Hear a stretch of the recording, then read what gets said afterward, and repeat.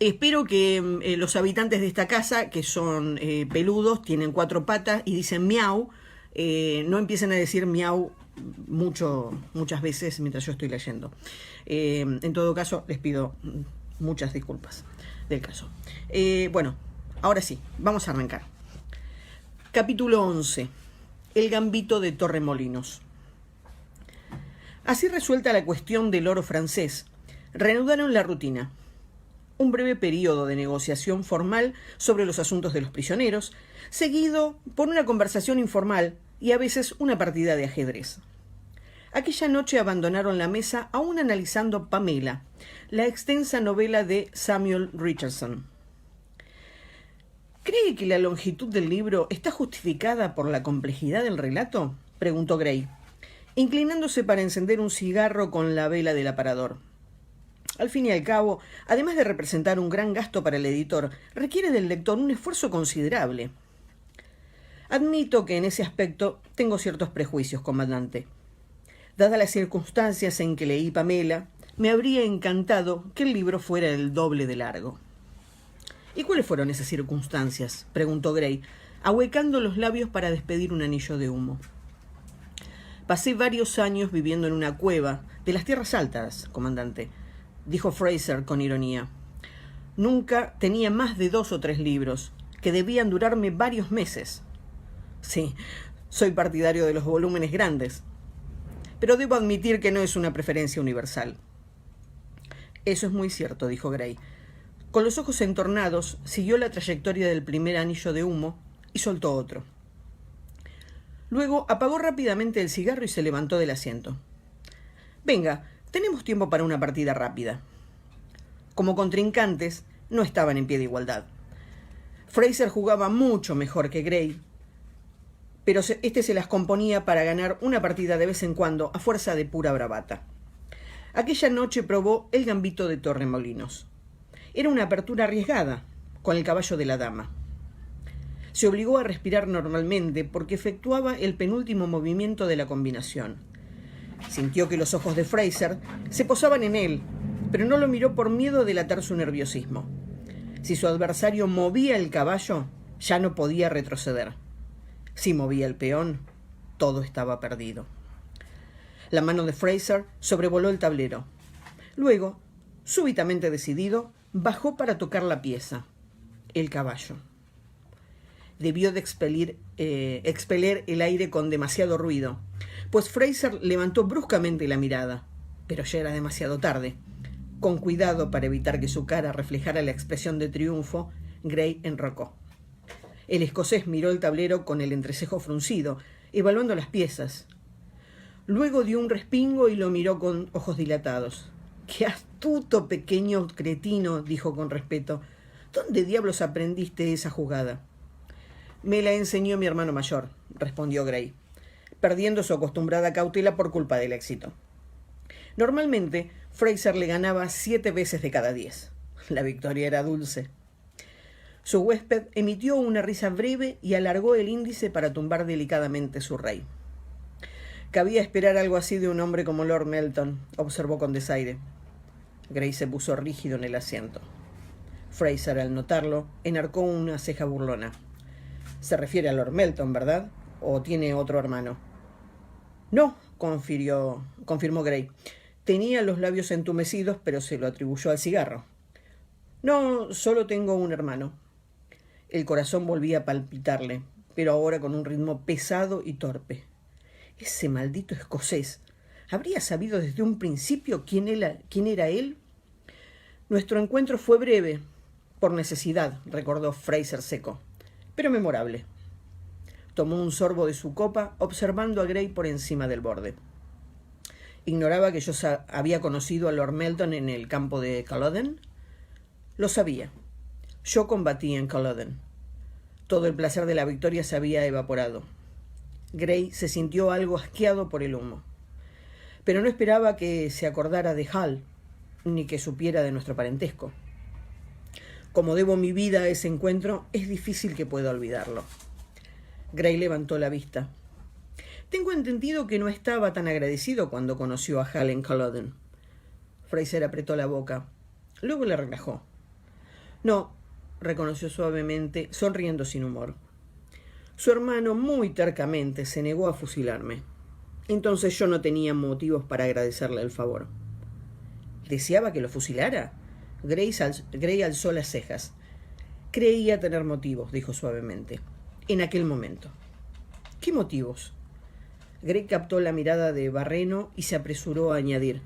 No quiero ser impertinente, pero en aquellos días yo pensaba algo similar. Por lo que me dijo de los Estuardo, no creo que la derrota de su causa le haya provocado tanta desesperación. Hubo un leve movimiento junto a la boca de Fraser, demasiado vago para merecer el nombre de sonrisa. El escocés inclinó brevemente la cabeza. Había quienes combatían por amor a Carlos Estuardo, o por lealtad al derecho al trono de su padre. Pero tiene razón, yo no era de esos. No explicó más. Gray aspiró hondo, sin apartar los ojos del tablero. Como le decía, por aquel entonces yo sentía de modo parecido. En Culloden perdí a un amigo muy íntimo, dijo. La mitad de su mente se preguntaba por qué debía mencionar a Héctor precisamente ante aquel hombre. Me obligó a ver el cadáver. Hal, mi hermano, balbuceó. Y se miró la mano, donde el azul intenso del zafiro de Héctor ardía sobre su piel. Una versión más pequeña del zafiro que Fraser le había dado con tanta desgana. Dijo que era necesario, que si no lo veía muerto nunca acabaría de creer que Héctor, mi amigo, se había ido de verdad. Así lo lloraría eternamente, dijo. Si lo veía, en cambio, lloraría, pero tarde o temprano podría sanar y olvidar. Levantó la vista haciendo un penoso esfuerzo por sonreír. Por lo general, Hal tiene razón, pero no siempre. Puede que se hubiera curado, pero nunca olvidaría.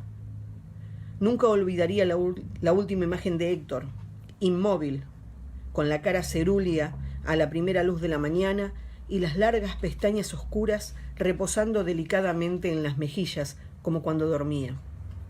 Ni la herida abierta que casi le había separado la cabeza del cuerpo, dejando a la vista la tráquea y los grandes conductos del cuello, como en una carnicería. Guardaron silencio. Fraser no dijo nada, pero levantó la copa y la apuró hasta las heces.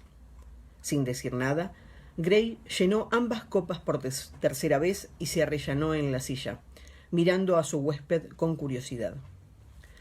¿Considera su vida como una carga muy pesada, señor Fraser?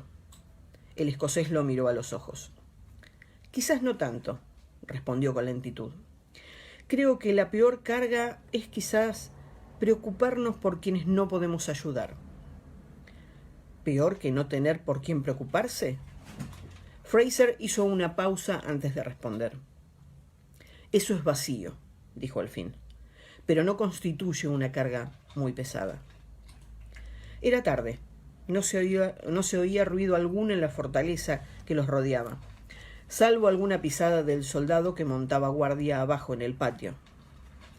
Su esposa dijo que era curandera.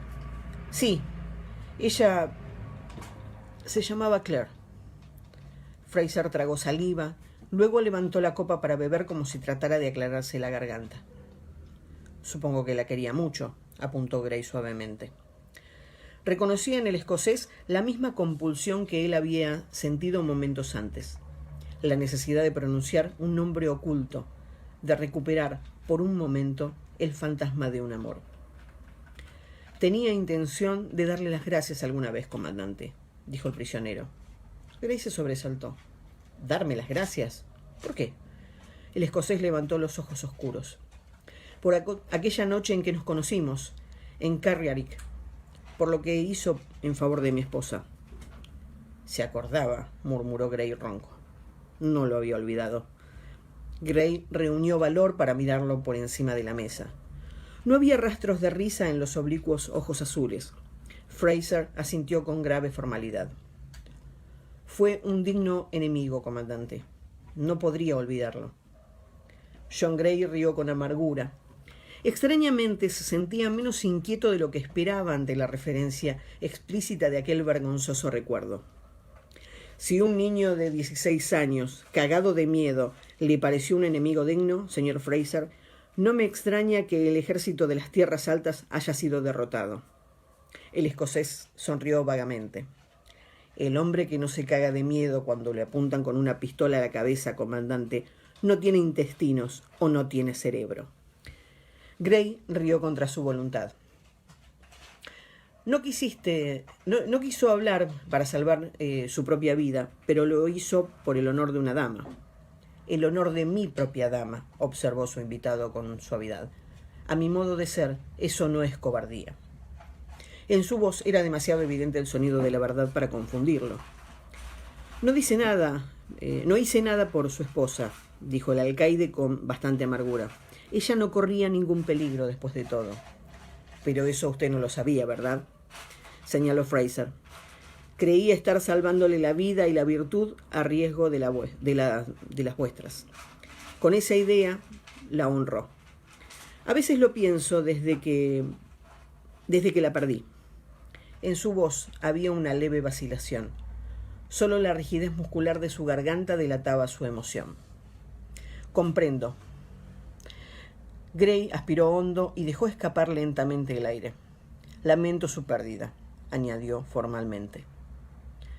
Ambos guardaron silencio por un momento, solos con sus fantasmas. Por fin Fraser levantó la vista. Su hermano tenía razón, comandante.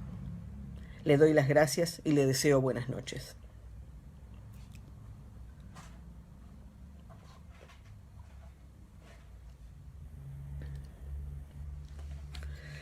Se levantó, dejando la copa, y abandonó la habitación. Se parecía en ciertos aspectos a los años pasados en la cueva, con las visitas a la casa, esos oasis de vida y calidez en el desierto de la soledad. Aquí sucedía la inversa. Iba de la atestada y fría lobroguez de la celda a las luminosas habitaciones del comandante, donde podía ejercitar tanto la mente como el cuerpo, relajarse en la tibieza, la conversación y la abundancia de comida. En pie en el ventoso pasillo, mientras esperaba que el carcelero abriera la puerta de la celda, percibió los ruidos zumbantes de los hombres dormidos. Al abrirse la puerta, lo asaltó el olor de aquellos hombres. «Vuelves tarde, MacDoo», dijo Murdo Lindsay, con la voz cascada por el sueño. «Mañana estarás agotado». «Ya me las arreglaré, Murdo», susurró, pasando entre los cuerpos. Se quitó la chaqueta para depositarla con cuidado en el banco, cogió la áspera manta y buscó su espacio en el suelo. Su larga sombra parpadeó bajo la luna, entre las barras de la ventana. «¿El rubito te dio de comer decentemente, MacDoo?» «Sí, Ronnie, gracias». «Mañana nos lo contarás». Para los prisioneros era un extraño placer enterarse de lo que le habían servido para cenar. Tomaban como un honor el hecho de que su jefe recibiera una buena comida. «Sí, Ronnie», prometió MacDoo, «pero ahora debo dormir, ¿de acuerdo?» «Que duermas bien, MacDoo», dijo con un susurro. «Tus dulces sueños, Gavin», susurró MacDoo a su vez. Aquella noche soñó con Claire. La tenía entre sus brazos. Estaba embarazada, con el vientre redondo y suave como un melón, ricos y llenos los pechos, con los pezones oscuros como el vino, instándole a probarlos. Cogió uno con ansiedad, estrechándola contra sí, mientras succionaba. Su leche era caliente y dulce, con un leve regusto a plata, como sangre de venado. «Con más fuerza», susurró ella, y le apoyó una mano en la nuca. «Con más fuerza». Despertó súbitamente, sudoroso y jadeando, medio encogido sobre un costado, bajo uno de los bancos de la celda. Todavía no había aclarado del todo, pero ya podía ver las siluetas de los hombres tumbados junto a él. Esperaba no haber gritado. Cerró los ojos de inmediato, pero el sueño había desaparecido. Permaneció muy quieto mientras el corazón se le tranquilizaba, esperando el amanecer.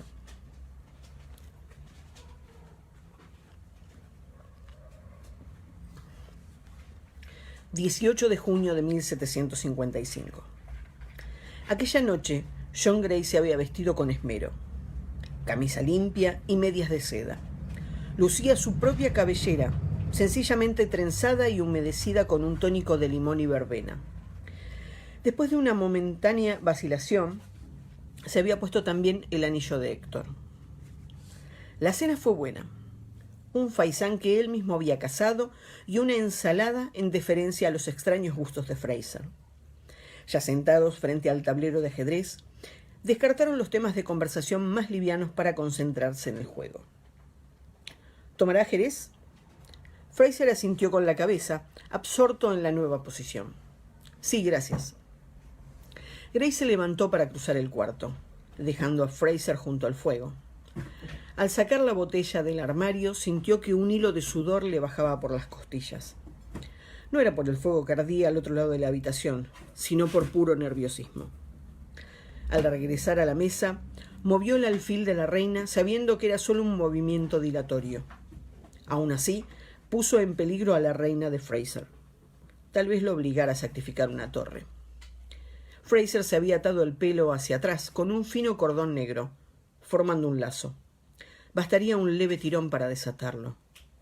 John Gray se imaginó deslizando la mano bajo aquella mata densa y lustrosa para tocar la nuca suave y tibia. Tocar. Cerró bruscamente la mano, imaginando la sensación. Su turno, comandante. La suave voz escocesa lo devolvió a la realidad. Tomó asiento, observando el tablero con ojos ciegos. Tenía intensa conciencia de los movimientos del otro, de su presencia. Alrededor de Fraser el aire se agitaba. Resultaba imposible no mirarlo. Para disimular, levantó la copa de Jerez y tomó un sorbo, casi sin degustar el líquido dorado. Fraser permanecía quieto como una estatua, estudiando el tablero. El azul oscuro de sus ojos parecía vivo en su cara. El fuego se había consumido y las líneas de su cuerpo se recortaban en las sombras. La mano dorada y negra, iluminada por las brasas, descansaba en la mesa inmóvil y exquisita como el peón capturado junto a ella. Cuando John Gray alargó la mano hacia el alfil de su reina, la piedra azul de su anillo lanzó un destello. ¿Hago mal, Héctor?, se preguntó. ¿Está mal amar al hombre que bien pudo haberte matado? Tal vez era un modo de cicatrizar para ambos las heridas de Culloden. Depositó el alfil con un golpecito seco y preciso. Su mano, sin detenerse, pareció moverse por voluntad propia y cruzó la breve distancia, como si supiera exactamente lo que deseaba, para posarse en la de Fraser, con la palma vibrante y los dedos curvados en la suave imploración. La mano que tocó estaba caliente, muy caliente, pero dura e inmóvil como el mármol. Nada se movió en la mesa, a no ser el reflejo de la llama en el corazón del Jerez. Levantó los ojos para buscar los de Fraser. «Retire esa mano», dijo el escocés con muchísima suavidad, «si no quiere que lo mate».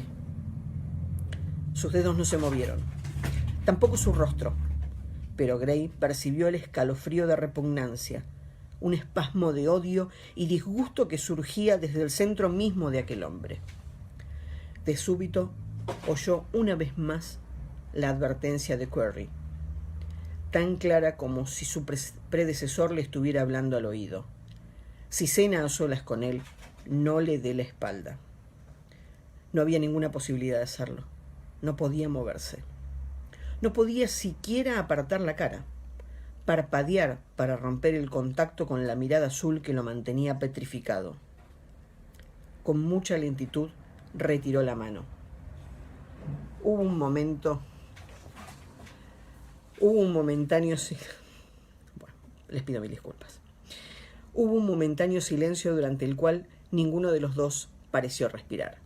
Por fin, Fraser se levantó sin hacer ruido y salió de la habitación. Bueno, ahora estoy acompañada, no me ceba mate, pero...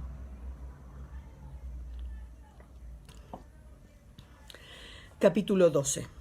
Sacrificio. La lluvia de un otoño prematuro repiqueteaba en las piedras del patio y en las ceñudas hileras de hombres encorvados bajo el diluvio. Los soldados que los vigilaban no parecían mucho más felices que los prisioneros empapados. El comandante Gray esperaba bajo el saliente del tejado. No era el mejor día para realizar la inspección y limpieza de las celdas de los reclusos, pero a estas alturas del año resultaba inútil esperar a que hiciera buen tiempo. Y con más de 200 prisioneros en Asmuir, era necesario limpiar las celdas al menos una vez al mes, a fin de evitar que se propagaran las enfermedades. Las puertas de la celda principal giraron hacia atrás, dando paso a un pequeño desfile de reclusos. Eran los escogidos para hacer la limpieza, bajo la estrecha vigilancia de los guardias. El cabo Dunstable salió detrás, con las manos cargadas de los pequeños objetos prohibidos que habitualmente aparecían en ese tipo de inspecciones. «Las basuras de siempre, señor», informó, dejando caer las patéticas reliquias sobre un tonel. «Solo esto podría interesarle». Se refería a un pequeño fragmento de tela, de unos 15 centímetros de largo, con un diseño escocés de color verde. Gray, suspirando, cuadró los hombros. «Sí, supongo que sí». La posesión de tartán escocés estaba estrictamente vetada por la ley contra las faldas, que desarmaba a los escoceses y les impedía utilizar el atuendo tradicional. Se plantó frente a los hombres, mientras el cabo Dunstable daba un áspero grito para llamarles la atención. «¿A quién pertenece esto?». El cabo levantó el fragmento de tartán al mismo tiempo que la voz. Gray siguió las hileras con la vista, comparando las caras con su imperfecto conocimiento de los diseños. McAllister, Hayes, Innes, Graham, McMurtry, Mackenzie, MacDonald. Un momento. Mackenzie, ese. Su seguridad se basaba más en el conocimiento que todo oficial tiene de sus hombres que de la relación de ese tartán con un clan en especial. Mackenzie era un prisionero joven. Mantenía la cara demasiado inexpresiva, demasiado controlada. «Es suyo, Mackenzie, ¿verdad?», inquirió Gray, clavando en el joven una mirada triunfal. El joven escocés compartía con todos los demás un odio implacable, pero no había logrado levantar la muralla de estoica indiferencia que lo contenía. Gray percibió el miedo que se iba acumulando en el muchacho. «Es mío». La voz sonó calmada, casi aburrida, dotada de una indiferencia tal que ni Mackenzie ni Gray la registraron de inmediato. Ambos siguieron mirándose a los ojos hasta que una manaza se alargó por encima del hombro del joven para coger suavemente el fragmento de tela que el oficial sostenía. John Gray dio un paso atrás. Esas palabras fueron como un golpe en la boca del estómago. Olvidando por completo a Mackenzie, elevó la vista los muchos centímetros necesarios para mirar frente a James Fraser. «No es el tartán de los Frasers», dijo con labios pétreos. La boca de Fraser se ensanchó levemente. Gray mantuvo la vista fija en ella, temeroso de enfrentarse a aquellos oscuros ojos azules. «No, en efecto», dijo Fraser, «es de los Mackenzie, el clan de mi madre». En algún rincón de su mente, Gray almacenó otra pequeña información en el cofre que rotulaba Jamie. Su madre era una Mackenzie. Supo que era cierto, tal como sabía que aquel tartán no pertenecía a Fraser. Oyó a su voz serena y firme diciendo: «La posesión de tartanes es ilegal. Conoce el castigo, ¿verdad?». La ancha boca se curvó en una sonrisa torcida. «Lo conozco». Hubo un murmullo entre las filas de prisioneros. Con un esfuerzo de voluntad, Gray apartó la mirada de esos labios suaves, algo irritados por la exposición al sol y al viento. La expresión de los ojos era la que él temía. Ni miedo ni ira, solo indiferencia. Hizo una señal a uno de los guardias. «Aprésenlo». El comandante John William Gray inclinó la cabeza, firmando las requisas sin leerlas.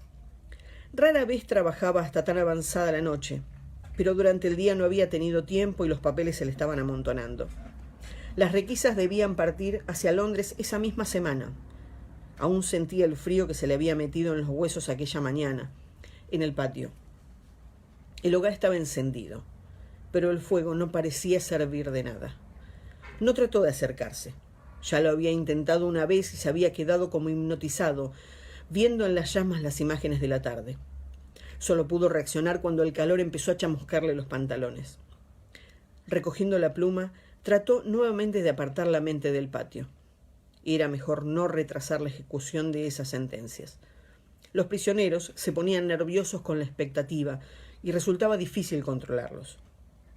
En cambio, las medidas disciplinarias ejecutadas de inmediato solían tener un efecto saludable.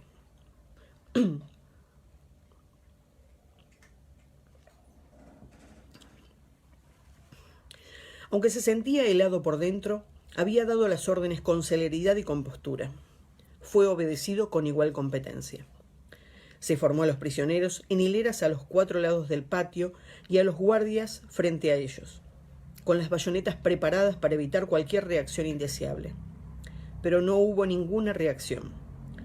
Con las manos cruzadas a la espalda, sintiendo la lluvia que le empapaba el abrigo y corría desde el cuello de la camisa, Gray observó impasible a Jamie Fraser, que permanecía en pie a 1 metro de distancia, desnudo hasta la cintura.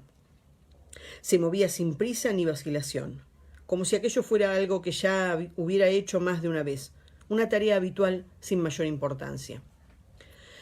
Hizo una señal con la cabeza a los 2 soldados que sujetaron los brazos del prisionero al poste de castigo, sin que hubiera resistencia.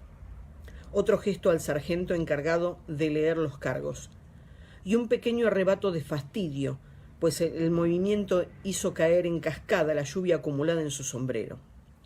Se lo enderezó, ajustándose la peluca empapada, y recuperó su postura de autoridad para escuchar la lectura.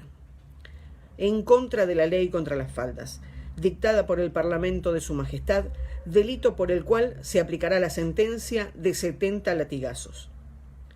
Gray echó una mirada objetiva al sargento designado para aplicar el castigo. Para ninguno de ellos era la primera vez. En otra oportunidad no hizo ninguna señal con la cabeza. En esta oportunidad no hizo ninguna señal con la cabeza porque aún llovía. En cambio, con los ojos entrecerrados, pronunció las palabras de costumbre. Recibirá su castigo, señor Fraser. Y permaneció de pie, con la mirada fija, viendo y escuchando el golpe de los azotes y los gruñidos del prisionero a través de la mordaza. El hombre tensaba los músculos para resistir el dolor, una y otra vez, hasta que cada fibra se reveló por separado bajo la piel. Gray sentía tras él la presencia de los hombres, soldados y prisioneros, todos con la mirada fija en la plataforma, y su figura central. Hasta las toses se habían acallado. El sargento apenas hacía una pausa entre un golpe y otro. Estaba acelerando la tarea. Todo el mundo quería terminar de una vez y refugiarse de la lluvia. Grissom contaba cada latigazo en voz alta al tiempo que lo anotaba en un registro. El sargento interrumpió la flagelación haciendo correr entre los dedos las colas del látigo, con sus nudos encerados para liberarlas de sangre y fragmento de carne. Luego lo alzó una vez más, haciéndolo girar alrededor de la cabeza, y volvió a descargarlo. 30, dijo el sargento. El comandante Gray cerró el último cajón del escritorio y vomitó sobre un montón de requisas. Aunque se clavara los dedos en las manos, el temblor no cesaba. Lo tenía dentro de los huesos, como el frío del invierno. Cúbranlo con una manta, lo atenderé enseguida. La voz del cirujano inglés parecía venir desde muy lejos. No relacionaba la voz con las manos que le aferraban con firmeza a ambos brazos. Cuando lo movieron, gritó, porque la torsión abrió las heridas de la espalda, apenas cerradas. El goteo de la sangre caliente por las costillas empeoró los temblores, a pesar de la áspera manta que le pusieron sobre los hombros. Te dejó hecho un desastre, ¿no, muchacho? No respondió. De cualquier modo, nadie parecía aguardar respuesta. El cirujano se apartó un momento, luego sintió una mano bajo la mejilla, levantándole la cabeza. Una toalla se deslizó bajo su cara, acolchando la tosca madera. Ahora te voy a limpiar las heridas, dijo la voz. Era impersonal, pero no falta de cordialidad. Resopló al sentir el contacto con la espalda. Hubo un extraño gimoteo. Se avergonzó al comprender que era suyo. ¿Qué edad tienes, muchacho? 19. Apenas pudo pronunciar la palabra antes de aguantar con fuerza el gemido. El cirujano le tocó la espalda con suavidad. luego se incorporó. «Nadie va a entrar», dijo bondadosamente. «Anda, llora». estaba diciendo la voz. «¡Despierta, hombre!». Volvió lentamente a la conciencia. La tosquedad de la madera bajo la mejilla unió por un momento el sueño y el despertar. No pudo recordar dónde estaba. Una mano surgió de la oscuridad y le tocó la mejilla, vacilante. «Estaba llorando en sueño, hombre», susurró la voz. «¿Te duele menos?». «Un poco». Al tratar de incorporarse, el dolor estalló sobre su espalda, como un relámpago. Había tenido suerte de que le tocara Dawes, un soldado maduro y recio, al que en realidad no le gustaba flagelar a los prisioneros. Lo hacía solo por cumplir con su trabajo. Aún así, 70 latigazos hacían daño. «No, caramba, está demasiado caliente. ¿Quieres quemarlo?». Era la voz de Morrison, regañona. Tenía que ser Morrison. Por supuesto. Era curioso, pensó vagamente. En cuanto se reúne un grupo de hombres, cada uno parece hallar el trabajo que le corresponde, lo haya hecho antes o no. Morrison había sido granjero, como la mayoría de ellos. Era probable que tuviera buena mano para las bestias, aunque no le diera mayor importancia. Ahora era el curandero al que recurrían los hombres cuando le dolía la espalda o se rompían un dedo. Le pusieron en la espalda un paño caliente que lo hizo gruñir por el escozor. Apretó los labios con fuerza para no gritar. Luego percibió la mano pequeña de Morrison en el centro de la espalda. «Aguanta, hombre, hasta que pase el calor». Sentía más o menos la misma indiferencia desde el momento en que había alargado la mano por encima del hombro del joven Angus para coger el trozo de tartán. Como si dependiera de esa decisión, entre sus hombres y él se había corrido una especie de telón, como si estuviera solo en un lugar lejano. Había seguido a los guardias que lo llevaban y se desvistió cuando se lo ordenaron sin sentirse realmente despierto. Oyó desde la plataforma las palabras del delito y la sentencia sin prestarles mucha atención. Ni siquiera lo reavivaron el áspero mordisco de la soga en las muñecas o la lluvia fría en la espalda desnuda. Parecían cosas que ya habían sucedido antes. Nada de cuanto él pudiera decir o hacer las cambiaría. Todo estaba decretado. «Quieto ahora, quieto».